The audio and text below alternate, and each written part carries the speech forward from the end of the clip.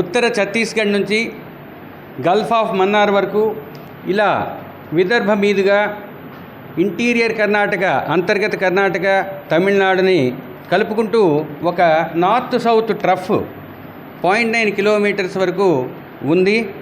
0.9 kilometres దగ్గర ఉంది.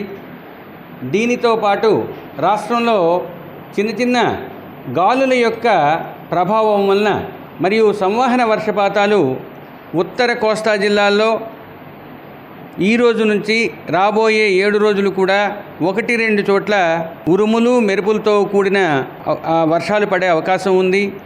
వీటితో పాటు ఈదురుగాలులు 30 నుంచి 40 కిలోమీటర్ల వేగంతో వీచే అవకాశం ఉంది.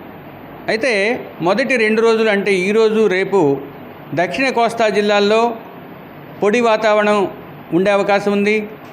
2 రోజుల తర్వాత రాబోయే వారం రోజుల్లో 5 రోజులు కూడా, మిగిలిన 5 రోజులు కూడా 1-2 చోట్ల ఉరుములు మెరుపులతో కూడిన ఐసోలేటెడ్ రైన్ఫాల్స్ దక్షిణ కోస్తాలో ఉండే అవకాశం ఉంది. అంటే ఉత్తర కోస్తాలో వారం రోజులు కూడా 1-2 చోట్ల ఐసోలేటెడ్ రైన్ఫాల్ ఉండే అవకాశం ఉంది, ఉరుములు మెరుపులతో కూడి. దక్షిణ కోస్తాలో 2 రోజులు పొడి వాతావరణం ఉండి మిగతా 5 రోజులు కూడా ఉరుములు మెరుపులతో కూడిన ఐసోలేటెడ్ రైన్ఫాల్ 1-2 చోట్ల పడే అవకాశం ఉంది.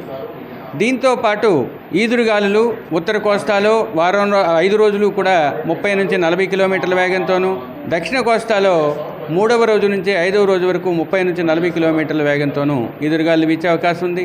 ఇంతేకాకుండా రాష్ట్రంలో ఉత్తర దక్షిణ కోస్తా జిల్లాల్లో hot, humid and discomfort weather అంటే తేమతో కూడిన అధిక ఉష్ణోగ్రతలు అసౌకర్యాన్ని కలిగించే అవకాశం ఉంది.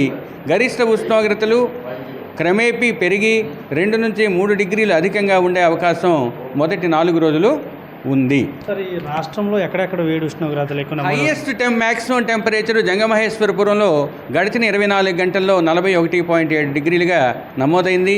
మిగతా ప్రాంతాల్లో చూసినట్లయితే మరిన్ని ట్రెండింగ్ వీడియోల కోసం న్యూస్ 18 తెలుగు యూట్యూబ్ ఛానల్ను సబ్స్క్రైబ్ చేసుకోండి.